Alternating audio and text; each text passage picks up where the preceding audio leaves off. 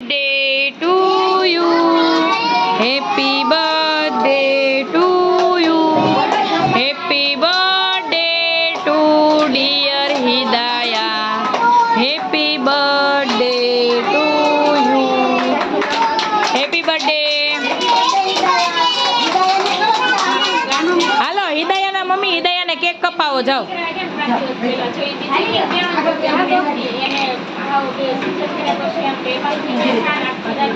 અક્ષા આને આમ લઈ લો તો